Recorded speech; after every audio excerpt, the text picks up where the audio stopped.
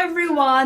Na-encounter nyo din ba itong Metacash? Nakita ko siya sa isang social media platform. Parang maganda utangan yung nakalagay na ads nila or ads nitong Metacash. Kaya naman, sinubukan ko na utangan. And sana talaga mapanood nyo yung video na ito kasi lagi-lagi akong nakikita talaga yung ads nitong Metacash. Kung nangangailangan ka ng pera, parang gusto mo na rin na i-grab, parang maganda i-grab itong klaseng loan na ino-offer nila kasi ayon nga sa kanilang odds, kapag uutang ka ng 3,000 pesos payable sa loob ng 91 days or 3 months, ang repayment lang ay 3,240 at kapag 5,000 yung uutangin, payable sa loob ng 4 months or 120 days, ang repayment lang ay 5,400 at ganun din sa 10,000, payable sa loob ng 6 months or 180 days, 10,800 lang naman daw yung repayment at same sa 20,000 payable sa loob ng 1 year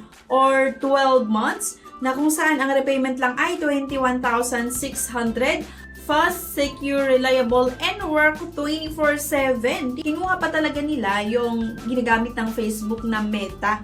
Diba? Kaya naging Metacash. Kung bago ka lang sa ganitong mga pautangan online, parang maingganyo ka talaga ng utangan. Kasi, syempre, baka ang pagkaalam natin ay sa Facebook ito kasi Metacash. Nakita ko actually ito sa Messenger at nung ituloy ko or inext ko nga, para ma-check kung paano ito magpautang, ayan, maximum loan amount ay hanggang 60,000 pesos daw. Meron itong loan period na 91 to 210 days. Interest rate ay 0.05% per day. Kaya lang mga beshies, itong 0.05% per day na interest ay wag po kayong malito dito ha kasi malaki pa rin po yung 0.05% per day. Okay sana kung per month itong 0.05, di mababa talaga. Kaya lang kasi per day, kaya kung 0.05% tas i-multiply natin ng 7 days or 10 days or 15 days, depende sa terms na i-offer nito, abay, malaki pa rin yon. Pero hindi pa nga tayo sure kung talagang nagpapautang ba itong Metacash. And wala pa akong nakita na app nito. Nakita ko lang itong ads nila sa Messenger nga, kaya sinubukan ko kasi Metacash. So, kung makita natin itong Metacash or nung nakita ko kasi itong Metacash, parang nagtaka lang ako na kinuha nila talaga yung name gamit ng Facebook likes Meta, diba? At ginawa nilang Metacash daw itong name ng kanilang pautangan online. So, ayan, allow Messenger to use your location. Messenger uses this to provide more relevant and personalized experience. Like ito certification step, pagdadaanan ko bago makautang dito, like number 1, questionnaire, number 2, identity verification, number 3, personal information, at number 4, bank account. So, yung mga tinatanong like, are there any overdue payment within 6 months? What is your longest overdue period? What is your current total amount of internet loans?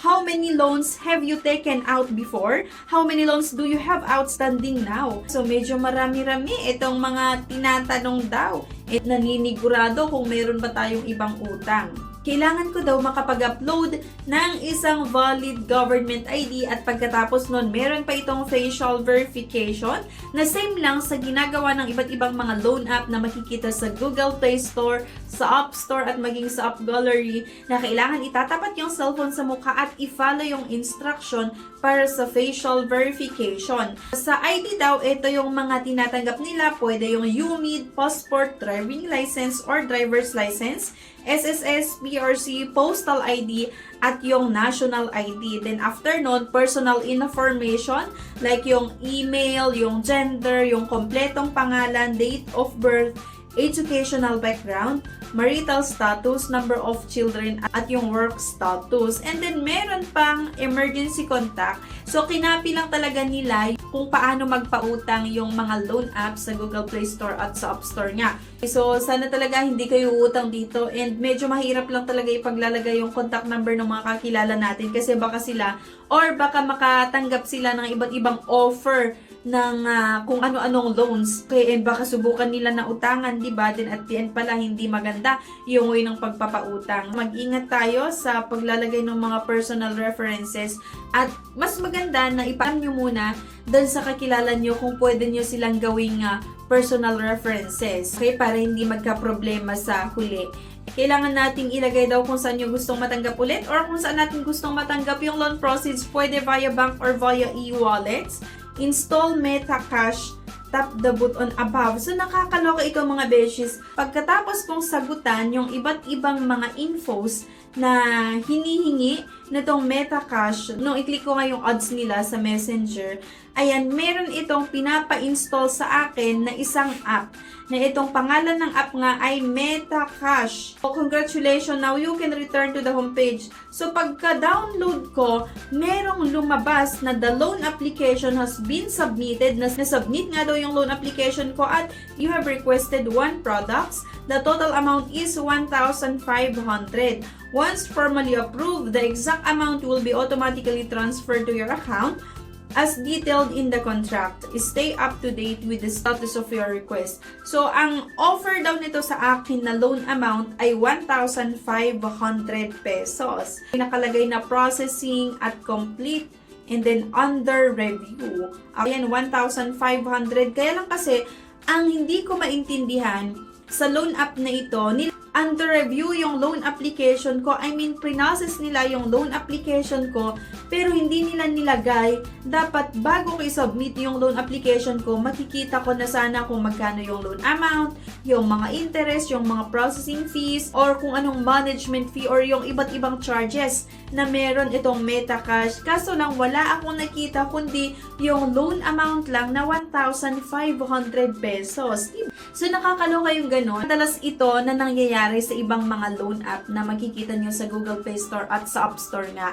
Kasi yung ibang loan app, hindi talaga nila nilalagay yung mga charges or yung mga breakdown like nga yung mga interest, yung mga processing fees, yung mga service fee, ganyan. Then, pinaprocess nila or pagka-submit ng loan application, pinaprocess nila at kung na-aprobahan yung loan application, fino-forward nila agad or pinapadala nila agad yung pera sa account ni borrower kahit hindi pa alam ni borrower yung mga charges. Tsaka lang malaman ni borrower kung magkano yung charges niya kapag magme-message yung mga iba't ibang loan app or pautangan online na ganito yung mga charges na kailangang bayaran ni borrower, or kapag na-aprobahan yung loan application ni borrower, kanya makita yung iba't ibang mga charges.